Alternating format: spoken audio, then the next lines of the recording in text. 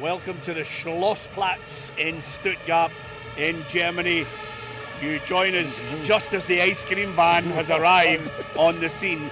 But I'm Peter Martin, Hugh McDonald and Tam McManus are here with me getting ready for match day 3 in Group A. It is Scotland against Hungary. We are looking forward to what we hope will be a memorable night for Steve Clarke's side, Hugh.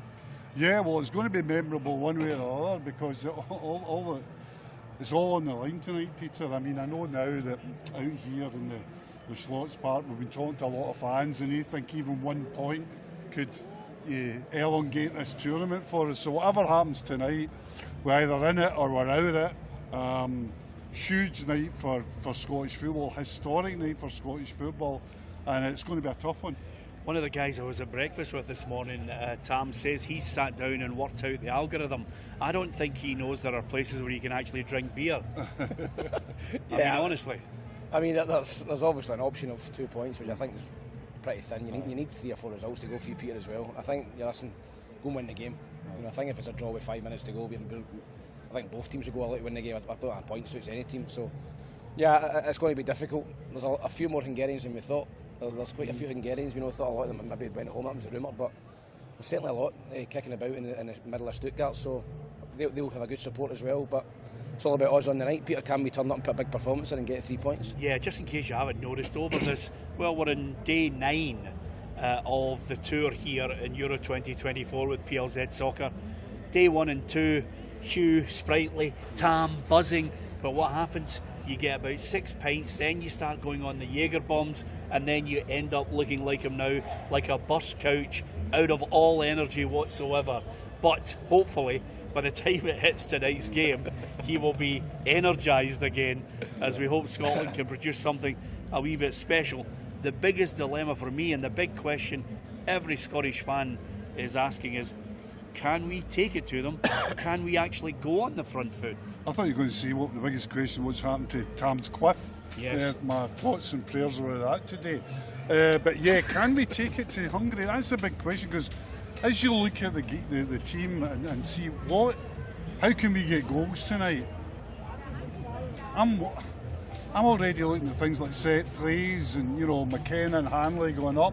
I don't think we've created much in the tournament at all. I mean, that's shown by the way that our goals have come up. Both our goals, for me, were own goals. And I don't think, apart from set plays, I don't think we've created much in open play. And I think we've got to score at least 2 tonight, Peter, because I think we'll concede a goal. Well, it's a good point you make, Hugh, because I think the manager has to, at this point, start to be brave about it all. Steve Clarke has got to turn around and say to the guys, OK, we didn't expect anything from Germany. We need to get on the front foot because we were stung by the criticism. So we've got a game plan for the Swiss. But Hungary, I've had a look at all their players. You've got a few players playing in the German Bundesliga. Schloboslai is their best player, the number 10, plays for Liverpool. But other than that, I think they're just a wee step below Switzerland, even though they've had a very good campaign. And I know the scalps they've taken along the way. Yeah, I think Hungary were one of the dark horses coming into this tournament. There's a great qualification record, beating England 4-0, which was a fantastic result for them. They've been competitive against real good teams, so as you can hear, the Scotland fans are a little bit boisterous. The drinking is starting to kick in. But listen, I think that Hungary will try and win. They'll think that 3 points might be enough for them. I don't think it will be, but you never know. 3 points might be enough for them, so that just keeps them alive and kicking in this tournament. So I think you'll see an end-to-end game. I don't think you're going to see either team, sitting back. I think Scotland need to go and get on the front foot and try and get after them. I think they have to as well. And I think that Hungary came into this tournament in the back of terrific form, competitively, unbeaten in their group. Really great European nations campaign, beating Germany and England. And they've stuttered a bit when it's come to this. But they still have shown patches. Second half against Switzerland, second half against Germany. They've shown that they want to go on the front foot as well. They want to create. I just wonder what Steve Clarke does with his team today. I don't actually wonder. I know what he'll do with his team, but I wonder how he'll change it and when he'll change it, because see if it stays very tight and nothing each, or having for Fend 1-0, he's got big decisions to make. Well, I thought going into this game maybe Hungary wouldn't have anything to play for, but if I'm perfectly honest with you, I do think they've got something to play for now because of the different permutations. They might think they can go through on this one win So it's an interesting one to see how they deploy their own tactics in this game. What are they going to do? Are they going to think hell for leather, let's go for it? So that's an interesting prospect for us. But Steve Clarke's going to pick a side. I think he's going to stick with Ralston. McKenna's going to come in for the injured Tierney. And then I don't think there are any other surprises. Billy Gilmore takes his place. Christie's on the bench. Shea Adams again. The only difference I see coming in this game, guys, is beyond the hour where Steve Clarke has to earn his money. And that's quite simply making big decisions to say, if this is still even, I need to throw in players that can do something. It might be, it's definitely a James Forrest at some point. He's got to go for it. Yeah, I think James Forrest and Lawrence Shankland, Peter's the two you're looking at. I think if you're looking for a goal, Lawrence Shankland's the man. Hottest striker in the Scottish Premier League last season. He's not had much of an opportunity so far, but only takes one chance for him to be the hero. And it's the same with any Scotland player tonight. It could be a 1-0, it could be a cagey 1-0 towards the end of the game, it could be subs that win the game.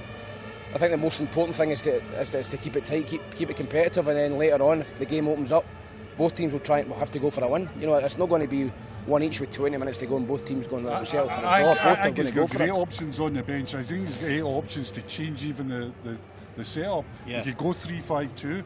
Yep. He could go 3-4-3. He's got likes of Forrest that can come on. I think Conway is a wee ace in the hole as well, because he's got pace. Shankland's above him in the pecking order.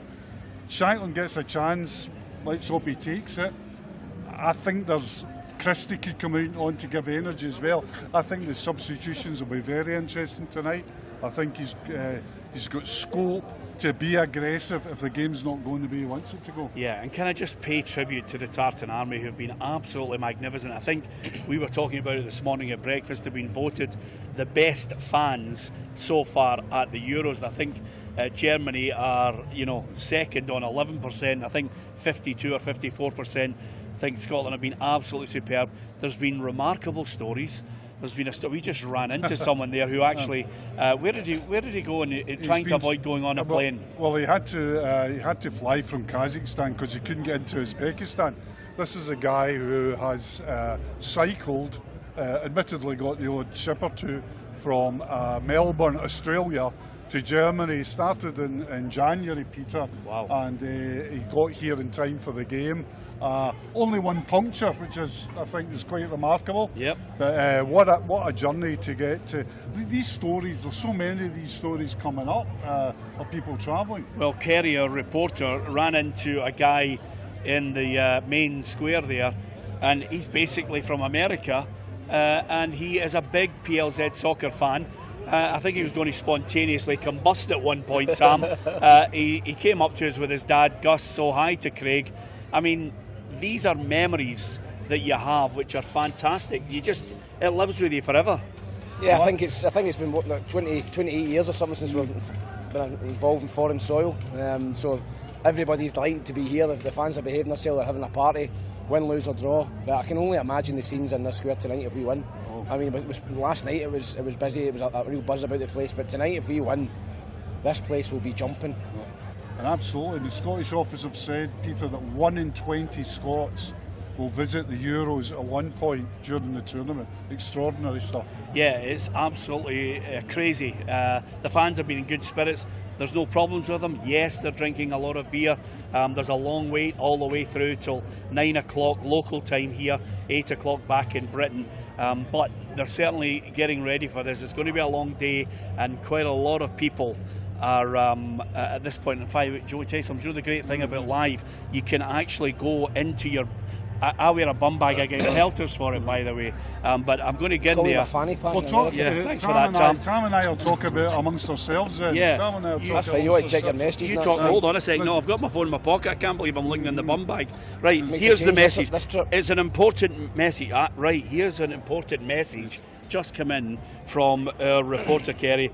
Can you mention we met PLZ fan Shooters, who's a Dumbarton boy, last night. He asked if you could mention him. Shooters, that's one heck of a nickname as well, isn't it?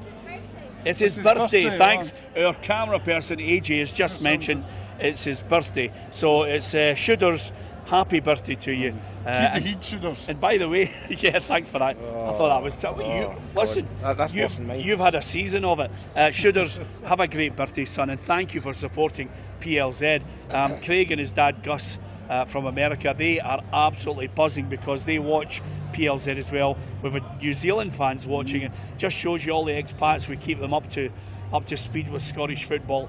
And of course, we're here for the 10 days of the group stages, and we will follow Scotland. If they get into that knockout phase, it would be unbelievable. It's the things that dreams are made of. It's also something that will actually elevate, and I don't want to put a downer on it, but it'll elevate this squad to legendary status. It will, because we've never done it before. It's as simple as that. That's what history is. History is changing a pattern of events, and we've got the chance to do that. I think this is an extraordinary chance, Peter. I think a one-off game with Hungary in Stuttgart to go through to a knockout stage, I think we would have taken that. You know, when we got, even before the draw, I think if somebody had said, by, you know, in June, the end of June, you've got one game, Hungary, Stuttgart, win and go through, I think we all take that as a cup final. And I'm not underestimating Hungary. I know they're a right good outfit. Okay, let's give our assessment and why. I think Scotland might win this by 2-1. I definitely think they're going to concede. I hope they don't concede first. Could be a different complexion on the game. Carpe diem. I want Steve Clarke to seize the day and the players to seize that opportunity and create that little bit of history. They've got to go on the front foot. They've got to leave it all out on the park, and they've got to take chances.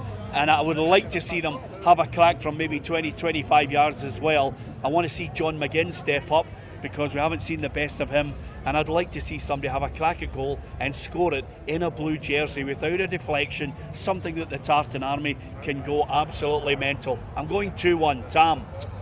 Yeah, I'm going to go 2-1 to Scotland as well, and I think a substitute will come on and win the game, Lawrence Shankland, 2-1.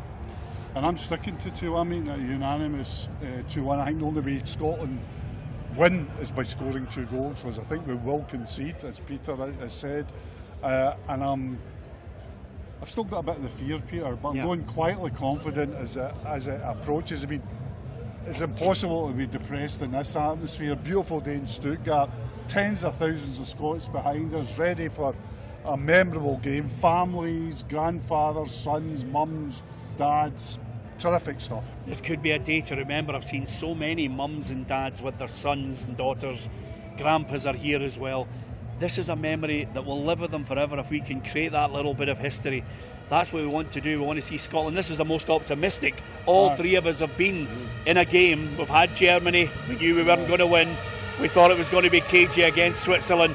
Now we've got that positivity that everybody wants. So all I can say to you right now, in the middle of Stuttgart, there are thousands upon thousands of the Tartan Army. There are legions everywhere. The only thing missing is somebody strolling about on a horse with his face painted, telling us all to attack. I hope that happens tonight with Steve Clarke in that Stuttgart stadium against Hungary. Thank you to so many of you for your positive messages across all our social media, from Tam, from Hugh, and from myself, Peter Martin, and all the PLZ Soccer team throughout the day. We'll keep you up to date. We'll get great interviews with fans. Later on tonight, Kerry and myself will be inside the stadium, half-time and full-time reports, immediate reaction from the players as well, and Hugh and Tam will be giving us their take from the fan zone. Scotland fans heading to the big Stadtgarten, and of course elsewhere around the city, just taking in the atmosphere and praying for a positive night. So at this point in the afternoon, don't forget to hit the subscribe button on PLZ Soccer, and especially for Tam, everybody has to remember, wherever Tam is, wherever Hugh is, and wherever you are, we are. Thank you for watching and listening.